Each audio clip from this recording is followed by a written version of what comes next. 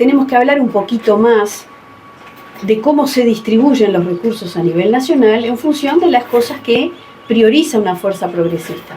Nosotros somos un frente, no hay un pensamiento monolítico acá, entonces planteamos algunos matices con respecto a lo que es esta propuesta de presupuesto, porque para nosotros es muy importante qué es lo que se disponga para educación, para salud, para vivienda y para la protección social. Por supuesto que por estos días van a haber conversaciones con sindicatos, con organizaciones sociales, que está bien, por lo tanto, lo que fue un borrador en su momento va a tener algunas modificaciones seguramente, y ahí evaluaremos correctamente si esto se ajusta a las expectativas que tenemos o no. De todas formas, vimos en principio una distribución que nos pareció correcta, de algunos porcentajes interesantes para estas actividades. Y creo que en el fondo de todo esto está trabajar sobre la justicia social, ¿no? Uruguay sigue siendo un país con una gran concentración de la riqueza. Ha habido ahora, estuve leyendo una publicación que es de corte liberal, una publicación británica muy interesante que plantea, muy lejos de la izquierda y de la socialdemocracia también, esta publicación, ¿no? Se dedica a políticas, negocios, temas financieros, a la cultura, y plantea una preocupación por el surgimiento de una nueva generación de multimillonarios en el mundo que no conocen el valor del esfuerzo, no conocen el valor del trabajo y tampoco tienen algún talento particular. ¿Es ilegítimo? No, no lo es. No estamos planteando ilegitimidad, pero es algo de lo que tenemos que hablar. Entonces, ¿por qué hay preocupación frente a esta situación? Porque el capitalismo moderno tiene ahí un desafío. Los pilares que el capitalismo propone para el ascenso social y económico, que es el sueño de muchos y de muchas, no pasan por el trabajo, no pasan por el esfuerzo, y hay más multimillonarios por herencia que empresarios que han hecho sus fortunas trabajando, con sus cualidades personales y circunstanciales que favorecen siempre, ¿no? Pero el mérito es haber nacido ahí, ser hijo de o ser casado con. Entonces, a la pobreza la estudiamos mucho y está muy bien que se la estudie. A la riqueza se la estudia poco y no sabemos por qué, y eso no está bien, porque en definitiva es la distribución de los recursos que son de todos, tienen que corregir esas desigualdades y esas injusticias. Hay entre nosotros gente que trabaja mucho, que a veces va con dolores a trabajar, que tiene una trayectoria de vida muy meritoria y gana muy poco. Y hay gente que hace muy poco y gana muchísimo.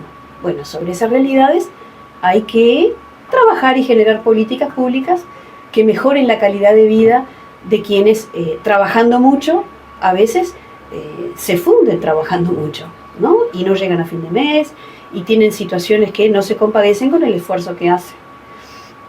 Y también hay algunos mitos en esto que nosotros tenemos que develar. Cuando uno está en una clase social baja o media baja, no asciende a la clase alta. Los números te dicen que no asciendes. Por más que trabajes, por más que te esfuerces, salvo en algún caso excepcional o con algún talento que realmente sea muy, muy importante. En el deporte, no así en el arte y en la cultura tampoco. Tampoco se produce un desgaste que nos permita esa movilidad. Entonces hay cosas que son mentiras. Y el 96% de la riqueza heredada en este país se ubica en el sector más alto. Y curiosamente, para quienes proponemos el impuesto del 1% para gravar al 1% más rico de este país, se hace una encuesta de opinión en Uruguay donde se pregunta, ¿usted cree que los sectores más ricos ya pagan muchos impuestos? ¿Quiénes contestan que sí? El sector más bajo de toda la escala que mide los estratos sociales en Uruguay. Entonces, eso es muy triste, porque la defensa de los intereses propios, en primer lugar, lo tienen que hacer los que sufren esas realidades, los que las viven, para bien o para mal. No está en los estratos más altos de la escala social. Entonces, ¿qué se defiende? ¿Qué se propone? ¿Qué se impulsa?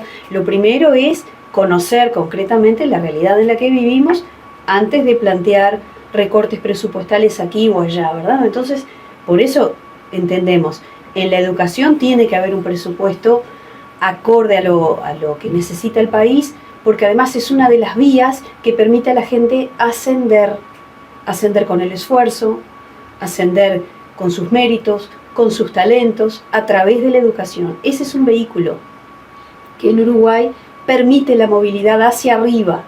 Entonces tiene que haber recursos para la educación.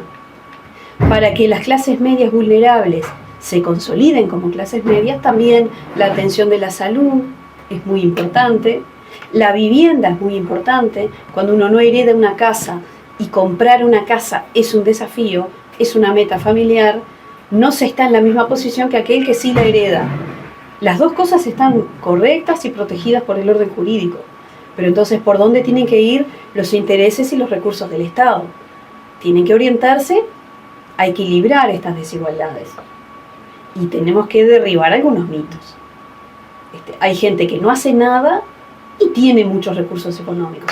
Hay gente que no hace nada y no tiene nada, pero hay gente que trabaja mucho y el esfuerzo no se recompensa. El capitalismo no gratifica y no recompensa al que trabaja y al que se esfuerza. Eso no es verdad. Hay situaciones excepcionales y la educación es una herramienta, pero no es la generalidad. Y esto está medido por organismos que no tienen nada que ver con los partidos políticos, organismos internacionales, la Facultad de Ciencias Sociales, algunas encuestas de opinión, que son totalmente externas a lo que pasa en el mundo político y nos están indicando que esto es así.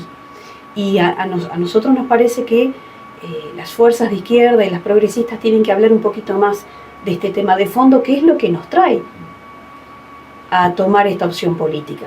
No estamos acá por cuestiones administrativas o de gestión, que son muy importantes, pero no es lo que nos atrae hacia un partido político o hacia otro. Y tenemos que derribar algunos mitos también para tomar las opciones más correctas.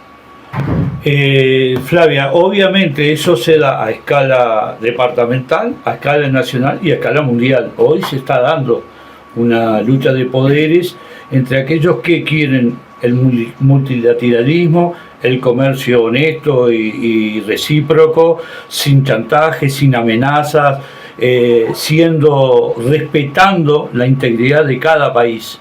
Es decir, hoy hay un lado que plantea la bipolaridad, algunos ya lo dan por hecho, economistas, connotados economistas, y que ya dicen que como tú lo afirmabas, que el sistema capitalista hoy no resuelve los problemas generales de la gente, está muy lejos de resolverlo, lo contrario lo está agravando. Y si vamos a nuestro caso, al caso de nuestro país, por ejemplo, Uruguay es un país que produce, están los datos estadísticos de los economistas, que produce alimentos para más de 10 millones de personas.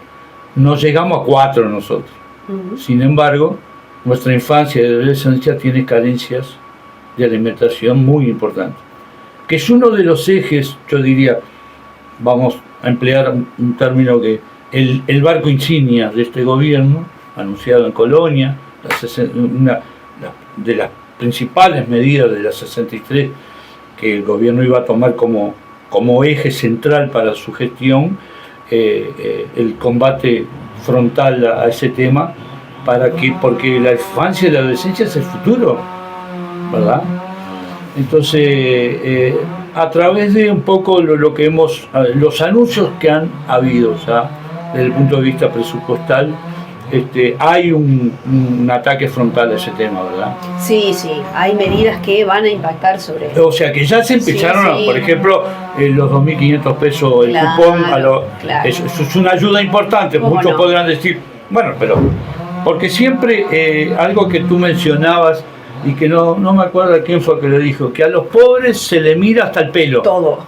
A los ricos resulta que son ricos y bueno, y los subsidiamos. Sí, y le damos subsidio y viene alguna plaga de las 10 que hay por ahí, viene una acá y hay que apoyarlo y los gobiernos salen inmediatamente a hacer los anuncios. En cambio, porque se le da 1.000 pesos a alguien que no tiene recursos mínimos, se empieza, me acuerdo cuando el plan de emergencia se hablaba de que gastaban el teléfono.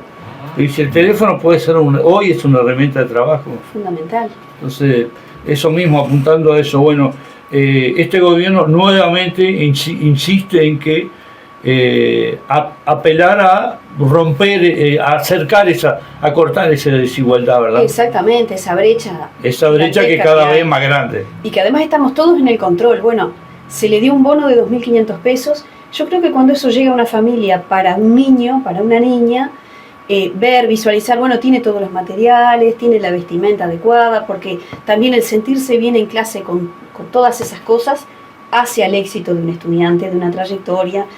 El ir a la peluquería, atenderse las cosas que hacen que un niño, que una niña, y en la adolescencia ni que hablar, se sientan bien y puedan rendir en sus estudios. Y estas medidas, y también en el primer ciclo del gobierno Frente Amplista, llevaron realmente a sacar a mucha gente de la indigencia y de la extrema pobreza, ¿no? Teníamos 1 millón de pobres, 250.000 indigentes. No es verdad que no trabajan, mucha gente que está en esa situación, y bueno, nosotros tuvimos un refugio para personas en situación de calle en la ciudad de Rocha y vimos la evolución de muchos de ellos hacia la inserción laboral. Querían trabajar, gente que necesita y quiere trabajar. No queremos premiar la holgazanería de ninguna manera. Haraganes, no, claro que no. O gente que delinque, tampoco. Pero creo que medimos con una vara determinadas situaciones y hay holgazanes en otras clases sociales. Y seguimos dando subsidios sin mucho cuestionamiento y sin mucho análisis. Bueno, eso no está bien tampoco. Ahora, estas políticas impactan y hacen que la gente vuelva a estudiar, vuelva a trabajar. Realmente son mejoras que permiten que la familia pueda salir adelante. Y esperemos que en estas medidas realmente estos recursos vayan para esos sectores que realmente acortan las brechas económicas, sociales, culturales que existen en el país.